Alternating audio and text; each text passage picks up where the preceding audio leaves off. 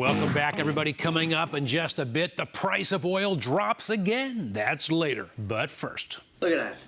How they make me look, huh? Like a bum, like a Mamaluke. A what? Like the Mamaluke of the year.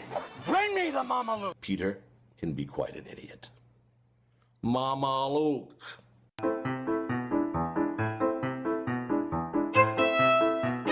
Now it's time for our daily feature called Mamaluke of the Day. This is where we highlight those individuals who say and do things which prove, well, they just can't help being a Mamaluke.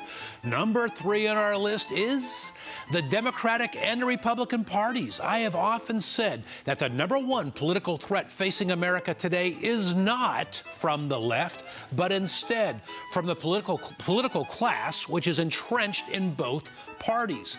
With Hillary Clinton as the presumed Democratic presidential nominee for 2016, now comes the news that Jeb Bush, after meeting with party donors over the weekend, is more than likely to run for president in 2016, and the Karl Rove of the world are lining up behind him.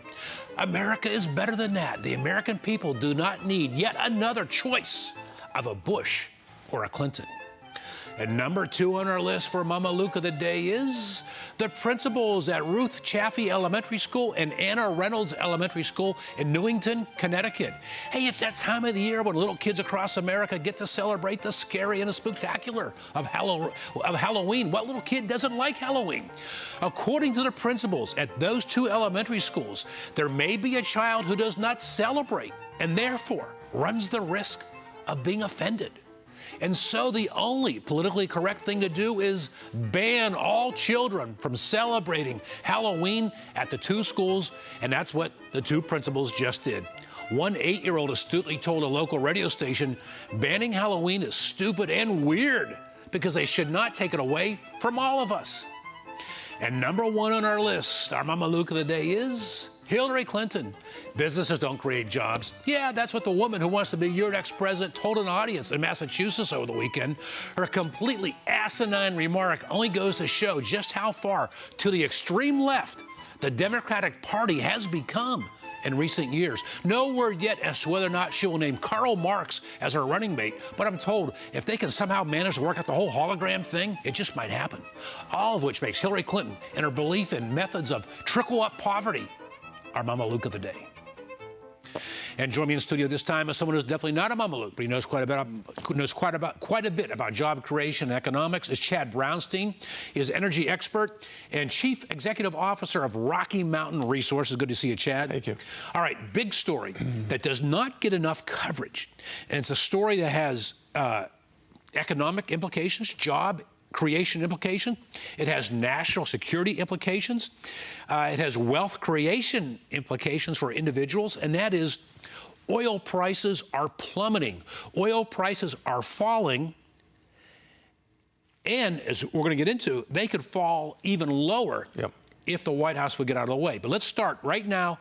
Goldman Sachs came out today, and they forecasted oil prices in 2015 to sell at around $70 a barrel. Right. To put this in perspective, today, as we sit here today, the price is $81 a barrel. The last 52-week high has been something like $143 a barrel or so. Normally, when we see crisis in the Middle East, we see uncertainty in the world like we're seeing with ISIS in Ukraine and Russia, oil goes through the roof, but it's not. What's going on? Let's talk about the consumer for a minute, and then we'll get to the business side of the aspect. Yeah. The consumer today is down 15% in the last 45 days at the gas pump. The consumer is down 75 cents in heating oil. The consumer is benefiting from oil today at $80 a barrel. The consumer is feeling it. They're going to travel this summer. I feel the American economy is strong at 80. Now, how does that translate to the oil patch where I spend my day? And the oil patch today is saying, we don't know where the bottom is. So we're concerned that our capital projects, right now there's 1,900 rigs in the field. We don't know where our capital projects are going to end. You're going to see the large corporates saying, well, I'm not sure I'm going to spend on the current marketplace. I'm not sure I'm going to drill further. The uncertainty. There are 16 states that rely on fracking today. We've created in the oil business probably 1.2 million jobs in the last 24 to 36 months. In the last 2 to 3 years, 1.2 million jobs have been created in the oil industry. Correct. 93 million Americans aren't even included in the unemployment numbers because they've given up hope looking for work. Right. That's a huge number, 1.2 million jobs created in this economy. If you had an oil plan in this country from the administration, An oil plan. if you had a pipeline plan, if you had an export plan, get rid of the curbs on the 73 embargo, if you had a strategy to create jobs on the export front in the energy business, those 93 million Americans would be put to work. Now, let's come back to something you said a moment ago, because I don't think many Americans out there understand a very important point that you just went through, and that is, according to a 1973 trade agreement, there are caps on how much oil America can export around the world. Currently, we can only export to Canada, as I understand. Yeah, that's right. And so the Arab nations, even though oil prices are dropping, they don't care. I mean, they may be losing their import to us, but they're laughing at us because we can't export oil around the world. For 7 years, it's been a supply side story from the U.S. OPEC has been on their heels. The U.S., notwithstanding the administration, has been able to produce extraordinary amount of resources based on the new technologies that the innovators in this country created, that business created. And now OPEC's seeing an oil shock here at $80 a barrel, and they're sitting waiting for their November meeting to put our rigs down.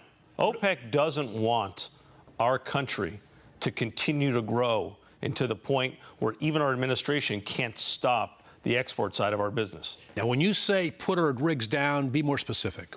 How do they do that? What's the strategy? Right now, there's 1,900 rigs in the field. If OPEC hurts the price of oil, drops it lower, capital dries up. Our capital dries up. You got it. So what happens? The people are put to work on drilling or out of work.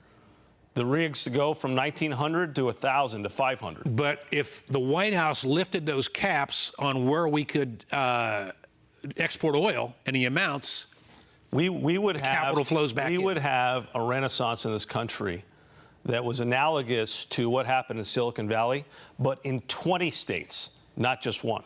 So here's what's peculiar here, Chad Brownstein. When I look at falling oil prices, I think it's a good thing. Gas is cheaper. Consumer energy prices are less expensive. But I never realized it also, because of the caps on exports, it dries up the capital flowing into employers. That's right. Look, we're at an inflection point at $80 a barrel. The administration has to act. We need the Keystone Pipeline. We need terminals. The current infrastructure in the United States with regard to railroads can't handle the transport from the Midwest to the coast. We have a dynamo of job creation in this country that will put everyone to work as long as the administration works on legislation to allow some export. Right now, out of 10 million barrels a day, the 73 embargo, which certainly is antiquated now 50 years later, is hurting our growth. Okay, now, stepping back a second. If we have exports and we have low energy prices, there's no dependency upon the Middle East. Am I oversimplifying? No, you're not oversimplifying. And that's what the goal, that's what every president talks about. Every single president. This president could end up being the energy president. Now, I don't know what they do in this administration sitting around analyzing what job creation the government has created. Right. This is business that can create millions and millions of jobs that is sitting right there for us to take advantage of. It's everything good for this country. We have the natural gas program coming online. We have currently right now, if you want to get natural gas for your car, it's not $3 a gallon, it's $1 a gallon. We have everything in place now. As long as we invest in infrastructure, as long as we tackle the issue of the 73 embargo, and then we're really in a unique position to dominate for the next 25 years. All right, well, listen, we're out of time. It's an important story. I believe that most folks across the country don't understand the nuances of it and the importance of it, but it's one of national security. It's one of job creation. It's one of lower prices to the consumer. And we need government to get out of the way. Absolutely. And Hillary says government needs to get in the way. I don't think she really believes that, but she's saying it. All right, listen, Chad Brownstein, CEO of Rocky Mountain Resources. We appreciate you joining us. Thank you. And demystifying the subject. Sure. All right. We're continuing the deep dive rant on the issues du jour. That's next. But first, do you remember this? 5 days away from fundamentally transforming the United States of America. Well, that is one promise President Obama did keep. Conservative media lightning rod Chris Salcedo bottom lines more for us on the flip side. We're back after this. Stay with me. You're watching The Rick Amato Show on One American News.